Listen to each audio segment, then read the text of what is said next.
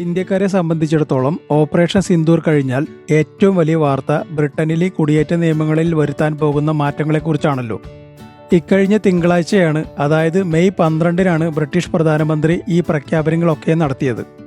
എന്നാൽ ഇപ്പോൾ വരുന്ന ചില വിശകലനങ്ങൾ നോക്കിയാൽ ഇന്ത്യക്കാർക്കും യൂറോപ്യൻ യൂണിയനിൽ നിന്നുള്ളവർക്കും ചില ഇളവുകൾ ഉണ്ടാകാൻ സാധ്യതയുണ്ടെന്ന് കാണുന്നു. വിശദമായി പറഞ്ഞാൽ, ബ്രിട്ടനിൽ നിലവിൽ നിയമാനുസൃത വിസയിൽ 5 വർഷം പൂർത്തിയാക്കിയ ഒരാൾക്ക് പെർമനന്റ് റെസിഡൻസി അല്ലെങ്കിൽ ILRന് അപേക്ഷിക്കാം. അതിപ്പോൾ ജോലി വിസയിലാണെങ്കിലും ഡിപ്പെൻഡന്റ് വിസയിലാണെങ്കിലും ശരി. എന്നാൽ ഇതിപ്പോൾ 10 വർഷം ആക്കാനാണ് ഗവൺമെന്റ് പ്ലാൻ ചെയ്യുന്നത്. ഈ നിയമം ബ്രിട്ടനിൽ നിലവിലുള്ളവരെയും ബാധിക്കുമെന്ന് BBC, ഗാർഡിയൻ തുടങ്ങിയ ബ്രിട്ടീഷ് പത്രങ്ങളിൽ വാർത്ത വന്നു കഴിഞ്ഞു. ഇതോടെ ബ്രിട്ടനിൽ വിസ ലഭിച്ച് 5 വർഷം തികയാത്തവർ സമ്മർദ്ദത്തിലായി. ഇതിന് കാരണം ഭൂരിഭാഗം പേരും ബ്രിട്ടനിൽ എത്തിയത് 10 മുതൽ 15 ലക്ഷം രൂപ വരെ ഏജൻസിക്ക് കൊടുത്താണ്. ബ്രിട്ടനിലെ കെയർ മേഖലയിലാണ് ഇവരിൽ 90% പേരും ജോലി ചെയ്യുന്നത്, അതും 3 വർഷത്തെ വിസയിൽ. പലർക്കും വിസ പുതുക്കി കിട്ടാത്ത അവസ്ഥ ഇപ്പോൾ തന്നെ ഉണ്ട്. മറ്റൊരു വിഭാഗം സ്റ്റുഡൻസ് ആണ്. ഇവരിലും മിക്കവരും കെയർ മേഖല തന്നെ തിരഞ്ഞെടുത്തിരിക്കുന്നു. അവരുടെയും അവസ്ഥ വ്യത്യസ്തമല്ല. നിലവിൽ കെയർ മേഖലയിലേക്കുള്ള വിസ നിർത്തലാക്കിയതോടെ ഇനി ഈ വിസയിൽ ബ്രിട്ടനിലേക്ക് പോകാൻ പറ്റില്ലെങ്കിലും ഇപ്പോൾ അവിടെയുള്ളവർക്ക് ജോലി ലഭിക്കുന്നതിന് തടസ്സമില്ല. പക്ഷേ ഇത്തരത്തിലുള്ളവർക്കും ഇനി ILR ലഭിക്കണമെങ്കിൽ 10 വർഷം കാത്തിരിക്കണം. അതായത് 3-4 പ്രാവശ്യം വിസ പുതുക്കേണ്ടി വരും എന്നർത്ഥം. ഇതിനായി ഭീമമായ തുക മുടക്കിയാലും മിക്ക കെയർ ഹോമുകളും വിസ പുതുക്കി നൽകുന്നത് നിർത്തിയിരിക്കുന്നു. ഗവൺമെന്റ് നടപ്പിലാക്കാൻ പോകുന്ന അടുത്ത പ്രധാനപ്പെട്ട മാറ്റമാണ് ബ്രിട്ടനിൽ ജോലി ലഭിക്കുന്നതിനും ILR അപേക്ഷിക്കുന്നതിനും ഇംഗ്ലീഷ് ഭാഷയിൽ A ലെവൽ സ്റ്റാൻഡേർഡ് ഉണ്ടായിരിക്കണം. അതായത് IELTS സ്കോർ ഇനി മുതൽ 7-ന് മുകളിൽ വേണ്ടിവരും. മറ്റൊരു പ്രത്യേകത, ഈ നിയമം ജോലി വിസയിൽ ഉള്ളവരെ മാത്രമല്ല 18 വയസ്സിന് മുകളിലുള്ള ആശ്രിതരെയും ബാധിക്കുന്നതാണ്. ഇതിനു പുറമെ ജോലിക്ക് അപേക്ഷിക്കണമെങ്കിൽ മിനിമം യോഗ്യത ഡിഗ്രി ആക്കുകയും ചെയ്തു. സ്റ്റുഡൻസിന്റെ കാര്യമെടുത്താൽ അവർക്ക് ഇപ്പോഴേ പഠനം കഴിഞ്ഞ് ജോലി ചെയ്യാനുള്ള അവസരം വളരെ കുറച്ച് കോഴ്സുകൾക്ക് മാത്രമേ നൽകുന്നുള്ളൂ. ഇനിയിപ്പോൾ ഇങ്ങനെ ജോലി ചെയ്യുന്നതിനായി നൽകിയിരുന്ന കാലാവധി 1.5 വർഷമായി കുറയ്ക്കുകയും ചെയ്യും.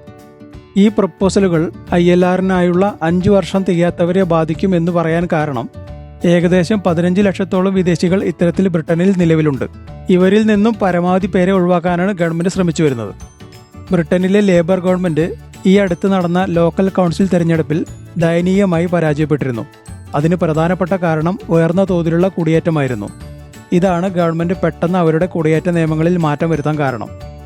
എന്നാൽ ഈ പ്രപ്പോസലുകളിൽ ഇന്ത്യയിൽ നിന്നുള്ളവർക്ക് ചില ഇളവുകൾ ലഭിക്കാൻ സാധ്യതയുണ്ട് എന്ന് വാർത്തകൾ വരുന്നുണ്ട്. കാരണം ഈ അടുത്ത കാലത്ത് ഇന്ത്യ ബ്രിട്ടൻ സ്വതന്ത്ര വ്യാപാര കരാർ ഒപ്പുവെച്ചിരുന്നല്ലോ.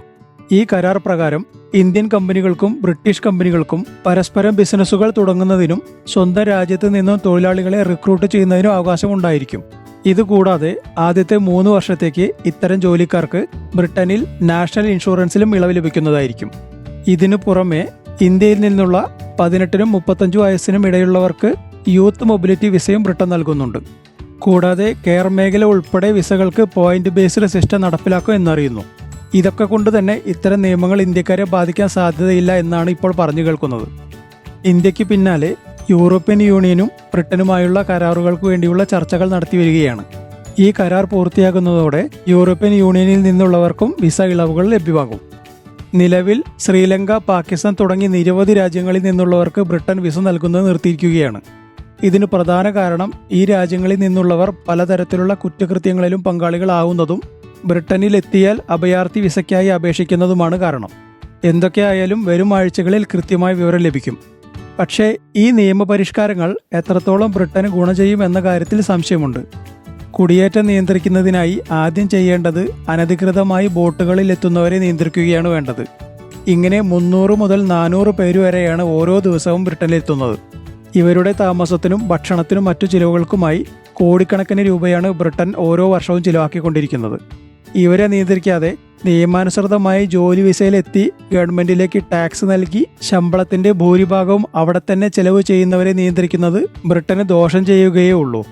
ഇനി ഈ വിഷയത്തിലെ നിങ്ങളുടെ അഭിപ്രായങ്ങൾ കമന്റായി രേഖപ്പെടുത്തൂ.